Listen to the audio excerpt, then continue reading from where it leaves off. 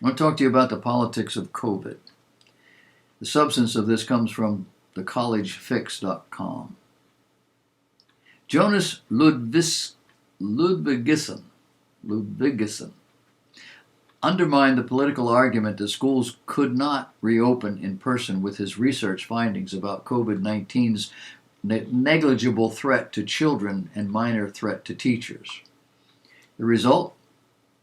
This professor of clinical epidemiology at Sweden's Karolinska Institute faced such hostility for his findings, published in the New England Journal of Medicine, that he's now given up on researching COVID-19, much less debating it. This is one of the ways you know that it's a political event, not a medical event. Bethany Christian Services, the nation's largest Protestant adoption agency, made the announcement in an email to staff members that was signed by the ministry's president, Chris Paluski. It read, quote, "We will now offer services with love and compassion of Jesus to the many types of families who exist in our world today. We're taking an all hands on deck approach where all are welcome." End of quote. It's a change in policy. It comes 2 years after Bethany announced it would begin placing children in LGBT homes in Michigan as part of a settlement with the state attorney general that requires all adoption agencies that contract with the state to work with gay, lesbian, bisexual, transgender couples. Did you see it? If you want to contract with the state, and apparently they do, you have to do what the state says. That's not news. But why did they do it? Their philosophy, their values, all that they represent stands foursquare against it. Well, it's quite simple. They did it for the money. Their Christian values extend all the way up to, but not including, their bottom line. Well, they have to make payroll. They have to pay their mortgage. They can't go bankrupt. People depend on them. God was depending on them.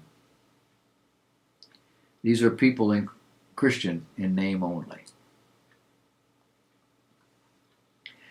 There is now going to be a new Methodist church.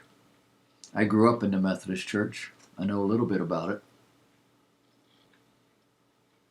According to the Christian Post, the United Methodist Church has long been at a crossroads as conservative and progressive members have been largely divided over issues such as same-sex marriage and the ordination of LGBT clergy. Now keep in mind, both of these issues are clearly spelled out in the Bible they read. On Monday, the Wesleyan Covenant Association, the 17-member Transitional Leadership Council, published a statement announcing the new denomination. They're calling themselves the Global Methodist Church, GMC. The denomination, however, will not be officially launched until 2022 because the United Methodist Church General Conference will need to convene to pass a separation measure known as the Protocol for Reconciliation and Grace Through Separation. I don't know if the pandemic has held up their annual meetings, the general conferences, but they will convene probably this year, sometime before summer. And we'll find a new Methodist church. We'll watch it, see what it does. Here's an article I've entitled The Politics of, Politics. ProphecyNewsWatch.com. The House of Representatives took up a bill designed to help America recover from COVID. 591 pages, loaded with things totally unrelated to COVID. $112 million to expand the California Bay Area Transit Company. Nancy lives there. $135 million to the National Endowment of the Arts. They love the arts. $1.5 million for a seaway bridge to Canada. Over $200 million to the Institute of Museum and Library Services.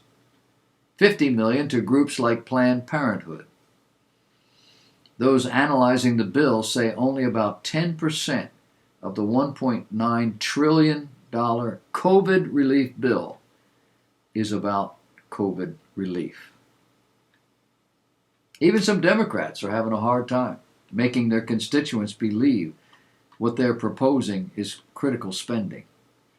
Only, well, not only, but one New York Democrat Republican, Adriano Espaillat, said, quote, "The answer to your question is no. I'm not comfortable with it." Would that there would be more not comfortable with it. But that's our Congress. That's our government today. It's not new, but it's not getting any better.